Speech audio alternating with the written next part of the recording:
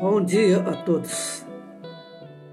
Hoje vamos estudar juntos escolhos da mediunidade.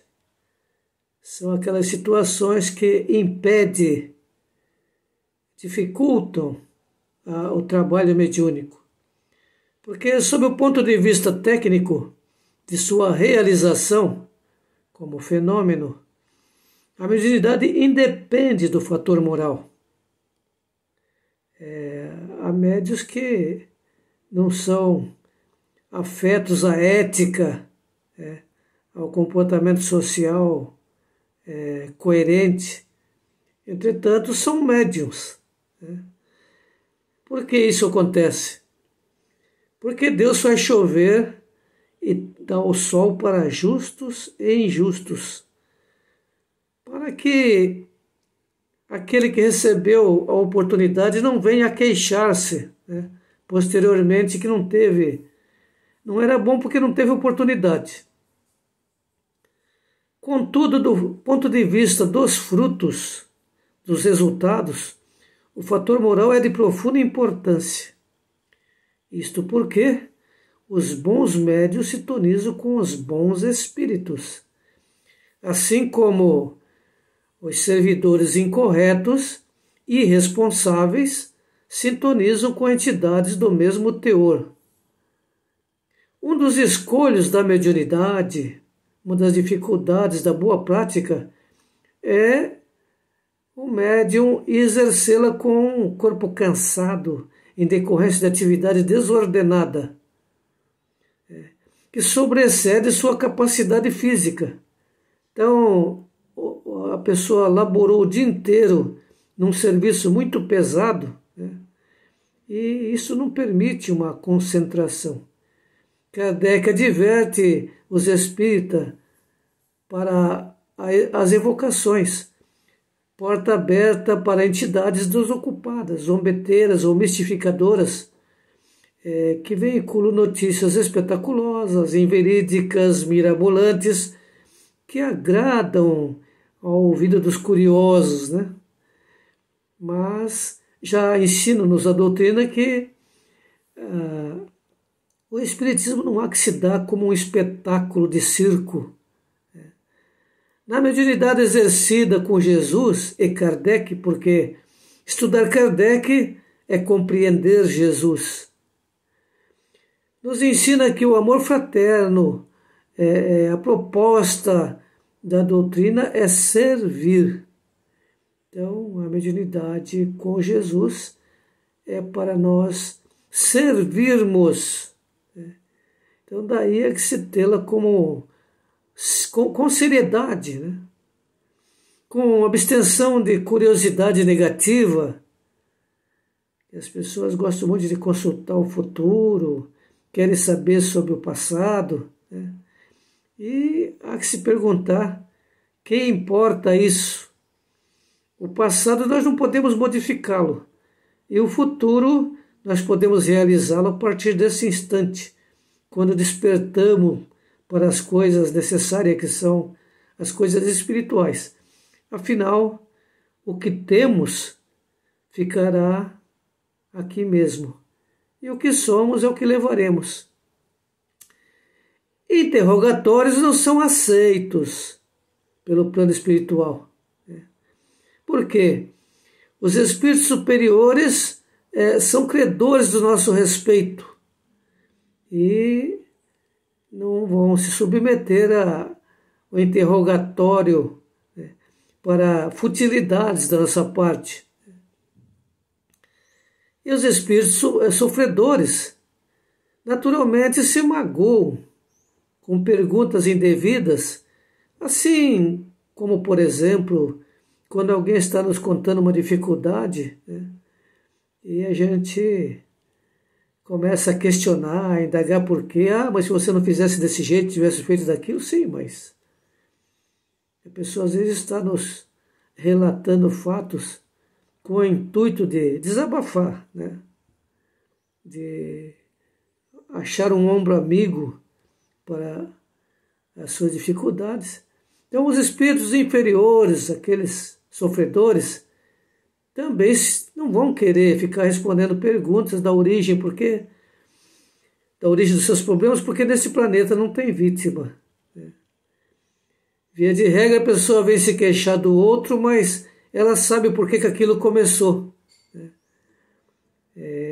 Geralmente, nós temos a nossa parcela de contribuição nas mazelas que nos ocorrem, muito embora não admitamos, né? Quando Deus pergunta para Moisés, Moisés, por que comeste a fruta? Ele fala, foi a mulher que me deu. E Deus pergunta para a mulher, por que comeste a fruta? Ela fala, foi a cobra que me deu. E até hoje, as coisas caminham dessa forma, né? Então, que o campo mediúnico, o campo da mediunidade é repleto de perigos, obstáculos, de dificuldades de escolha, todos nós sabemos, né? Porque nós estamos trabalhando com inteligências. Então, não há como se prever uma situação e elas são inusitadas mesmo, né? Podem nos surpreender. Por isso, iniciamos as nossas atividades com uma prece, rogando as bênçãos de Jesus e a proteção dos nossos maiores da espiritualidade, porque nunca sabemos o que vamos encontrar. Nos compete, diante da dificuldade do próximo, buscar mais ouvir do que falar. E quando indagados a respeito, nós podemos sugerir algumas saídas, algumas soluções, mas não devemos assumir as dificuldades. Afinal, cada um tem sua cruz para carregar. O serviço mediúnico é uma das coisas mais sérias do Espiritismo e não comporta irresponsabilidade, nem desrespeito, nem superficialidades, né? A gente tem que ouvir, analisar, fazer as nossas recomendações, mas sem entrar pelo caminho das curiosidades. É desaconselhável o desempenho mediúnico isolado. Reuniões domiciliares ou estranhas ao centro espírita. Por quê? Um dos primeiros sintomas de obsessão é o médium se achar autossuficiente, né? Querer trabalhar sozinho. E Jesus foi muito claro para nós. Onde estiver 2 ou 3 em meu nome, ali estarei. Naturalmente, nos recomendava para sermos fraternos, para nos unirmos, para termos humildade, não nos acharmos autossuficientes. Então, a primeira recomendação dos obsessores é para a pessoa se isolar, achar-se mais importante do que os outros, né? E começar a mentalizar que as pessoas não sabem como ela sabe. E não comporta, então, irresponsabilidade da nossa parte.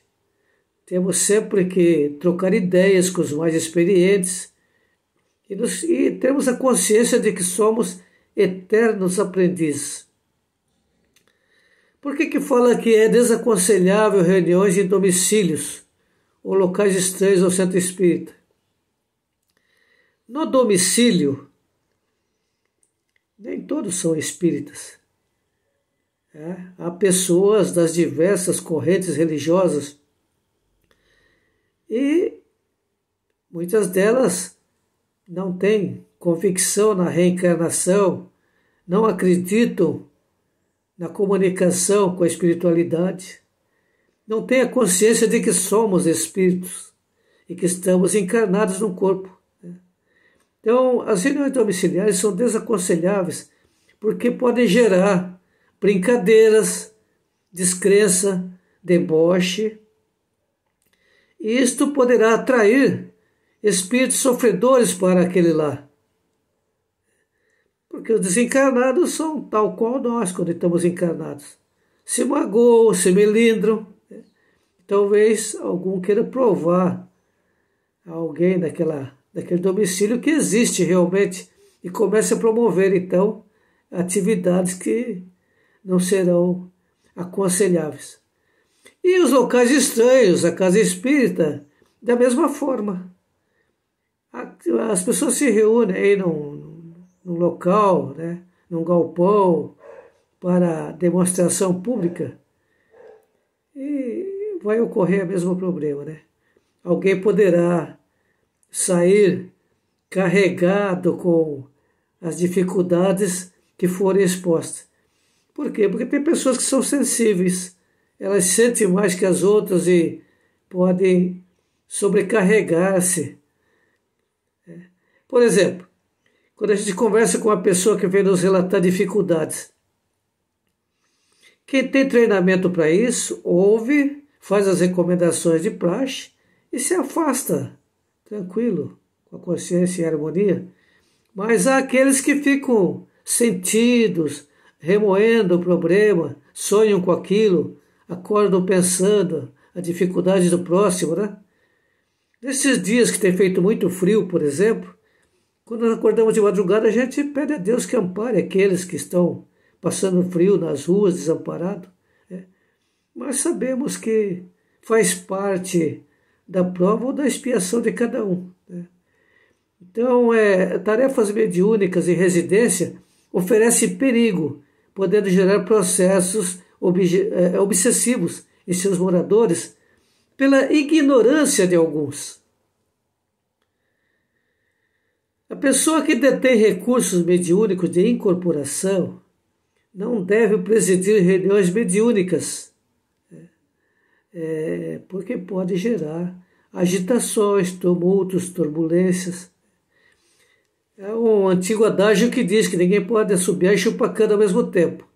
Então, cada médium deve exercer aquela atividade que lhe é peculiar, que ele domina. Então, o esclarecedor deve estar ali para coordenar os estudos, solicitando que se faça uma leitura de preparação do ambiente, uma prece inicial, e, em nome de Jesus, iniciar as tarefas, né? Porque se ele é coordenador e for médium também de psicofonia, psicografia, vai gerar uma certa agitação no ambiente, o que não é aconselhável. Então, algumas reuniões que têm esse tipo de comportamento dos dirigentes pode ter dificuldade para continuar. Entidades desordeiras podem assenhorar-se da organização do médium dirigente para estabelecer o pânico, a confusão, o temor. Esses são escolhas da mediunidade, dificuldades que algumas casas iniciantes principalmente têm, quando não tem uma equipe estruturada. A tarefa do médium é a que corresponde à sua própria condição, oferecer a sua faculdade, os que já transpuseram a fronteira do túmulo, ajudar encarnados e desencarnados. Um dos frequentes escolhos da mediunidade é o animismo, fenômeno pelo qual a pessoa, ao concentrar-se, se arroja ao próprio passado, aos próprios sentimentos, de onde recolhe as impressões de que se acha possuído. Então, o médium dá uma comunicação que é dele mesmo, é do seu perispírito, está cristalizado em si, em vidas anteriores ou nesta mesmo. Dificuldades porque passou, experiências em que viveu. No fenômeno anímico, o médium age como se ali estivesse realmente um espírito a se comunicar. E trata-se de um desajuste psíquico, embora todo médium iniciante é anímico, porque ao começar o desenvolvimento mediúnico, se nós não falarmos a primeira palavra, no caso do psicofônico, muita paz a todos, Jesus esteja conosco. Se ele não abrir a sua boca para falar a primeira palavra, não virá. Possivelmente não virá comunicação, ou virá com muita dificuldade, vai demorar mais. Então, mas há aqueles que continuam anímico na sequência. Então, esse é um desajuste psíquico que é importante aquele que coordena observar para buscar junto ao portador corrigir esse desajuste. Mas o médium anímico deve ser amparado pacientemente, esclarecido, recomendado aos estudos, com o recurso da caridade evangélica, porque poderá transformar-se em precioso companheiro. E não devemos confundir animismo com mistificação. Mistificador é aquele que não está recebendo espírito nenhum, e traz uma mensagem de alguma coisa que ele sabe, já está informado anteriormente, e ouviu durante o dia, ou sabe a respeito da situação da equipe, e vai comentar na hora da reunião. A mistificação é um embuste, é uma mentira, é uma irresponsabilidade, porque é pré-concebida. Agora, quando nós recebemos uma comunicação que não estávamos pensando naquilo, então há que se diferenciar. Animismo, que é um conhecimento anterior do médium desta ou de outra encarnação, com mistificação, que também ocorre. Nós sabemos quando há algum interesse por trás. E mentes despreparadas, corações vigilantes, propósitos inferiores, falta de sinceridade no trabalho, cooperam nas ocorrências de mistificação. Um dos escolhos da mediunidade é o endeusamento do médium, e sem dúvida, um dos mais funestos problemas da mediunidade. É o que mais prejuízo traz, porque começam a elogiar, achar que é o médium principal, e o ego fala mais alto, atingindo a curto e a longo prazo a própria equipe. Por que isso acontece? Falta de estudo, falta de evangelho e doutrina, constitui séria escolha da mediunidade, então, elogios exacerbados a quem quer que seja. Nós somos eternos aprendizes e estamos a caminho. O médium deve ler, estudar, refletir, assimilar e, sobretudo, viver, quanto lhe seja possível, as edificantes lições do Evangelho e da doutrina espírita, a fim de que possa oferecer aos espíritos comunicantes os elementos necessários a uma proveitosa comunicação. Estes são alguns dos escolhos das dificuldades da mediunidade que ocorrem e que nós vamos estar no decorrer das nossas falas trocando ideias a respeito. Muita paz a todos.